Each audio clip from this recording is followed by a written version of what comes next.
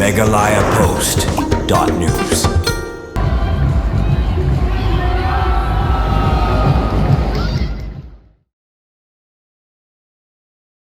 Kynhun Robotics ke Skulbah Ustm kalayo bandra akan nam job Technician World Cup arjar arpsau kum ka Kynhun Lahduh akaway na gijing ilekay balatip kum ka world's biggest robotic championship bala penlong dak International Federation for E-Sport bad bala kershan dak Ministry of Electronics and IT bad Ministry ke Tanat Tourism ke Sorkar Pedang bad ru ke All India Council for Robotics and Automation kane ke judging ilekay kadai ka way na gijing ilekay babun kim patip pajba Ndrai hakani ke judging ilekay la shimta tang de ki samla gi bodon jingtep khambha syapang kita ki kali robot ya kani ke lumpung ilekay la penlong hak art khandai tri unailar arjar apusau Hanoida Indo Stadium bad lingba kani ke lumpung la yoi ya ka sab kopong jingi samla ki bapenya khoni ki kali ki balatip kum ka robotics ki Kynhun ba yora e kanam job na ka University of Science and Technology Meghalaya ki kentho bi ki saungot ki balatip kum ki brilliant minds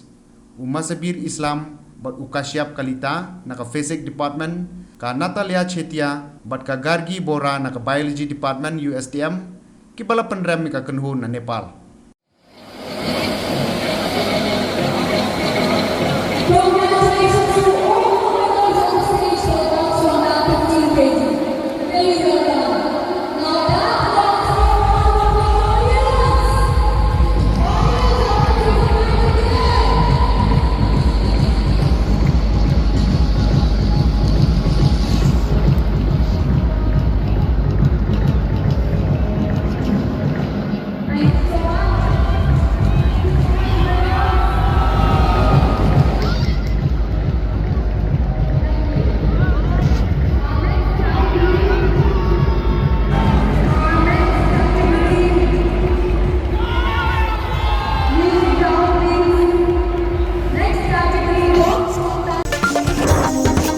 MeghalayaPost.news.